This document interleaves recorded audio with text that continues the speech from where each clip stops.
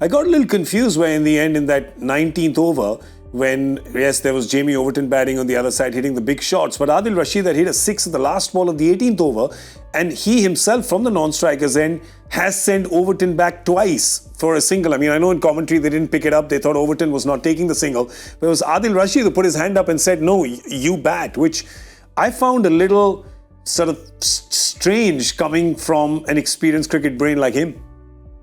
Yeah, and if you actually study Rashid's batting throughout the whole series, you could argue that he's batted better than Jamie Overton.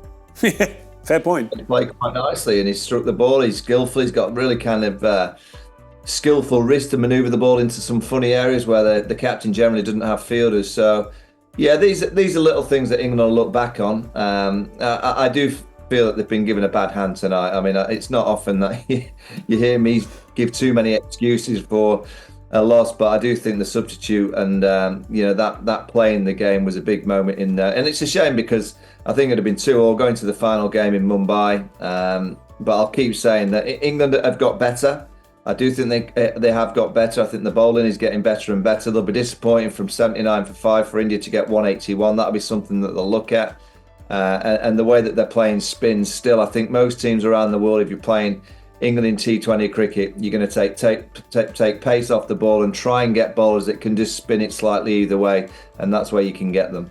Yeah, I think just a few misses towards the end. The fact that Archer came into bat before Adil Rashid, who, as Michael is saying, has batted so well in this series and is better against the spinners than a Jofra Archer would be. So I think just those few things, and it's small margins, isn't it, Michael? It always comes down to these small margins, these little tactical miscalculations. Yeah, I mean, you're looking at a few things, small margins. Jacob Bethel's not shown anything near what his potential is in this series. He's obviously missed games, but in the couple of innings that he's played, he's really struggled to get going. Liam Livingstone, played well in the last game, but 9 from 13, he didn't quite go, and that was a big moment. Harshit Rana did for him, caught behind.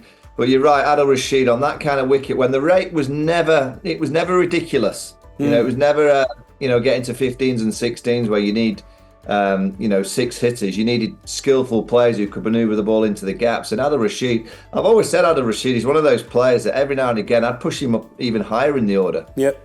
On these low spinning wickets. I think he's so skillful and he's dangerous, and he's been doing it for so long now that he has the skill set and he's got the awareness and the experience to knock pretty much all bowlers around into the gaps. England may look at that and think that Adil can be used, particularly on these kind of wickets, a little bit differently at times.